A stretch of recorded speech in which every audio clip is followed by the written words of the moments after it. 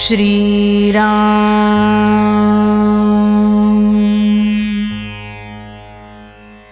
नाम आणि विकल्प. नाम घेऊ लागलं की विकल्प उठतात आणि ते घेण्याबद्दलची निष्ठा कमी होते. याला काय करावं?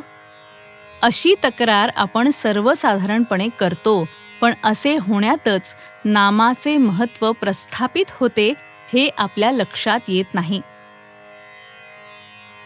मनुष्य नाम घेऊ लागला की विकल्पांना असह्य होतं आणि आता हा नाम घेऊ लागला, आता आपली धडगत नाही, अशा धास्तीने त्यांची वळवळ चालू होते आणि मनुष्याला नामापासून परावृत्त करण्याचा ते प्रयत्न करतात.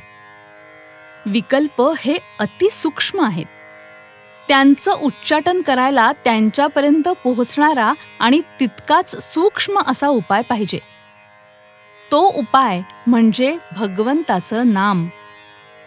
एखाद्या बिळात सर्प शिरला तर त्याला बाहेर काढण्याकरता त्याच्यापर्यंत पोहोचून त्याला तिथं राहणं असह्य करील असाच उपाय करणं जरुरी असतं.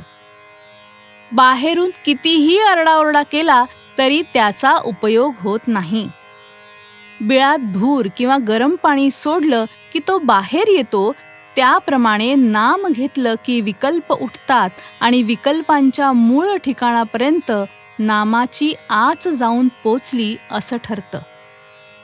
तर मग नाम घेऊ लागल्यावर विकल्प येऊ लागले तर गांगरून न जाता हे सुचिन्ह आहे असं समजून विकल्पांच्या उच्चाटनाची गुरुकिल्ली मिळाली अशा जाणीवेने जास्त आस्थेने नाम घेण्याचा निश्चय करावा.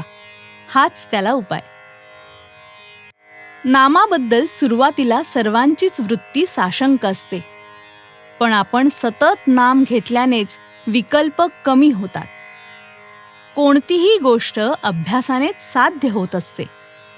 आज खरी भक्ती नाही म्हणून भगवंताचं स्मरण नाही आणि भगवंताचं स्मरण ठेवण्याचा अभ्यास केल्याशिवाय खरी भक्ती येत नाही.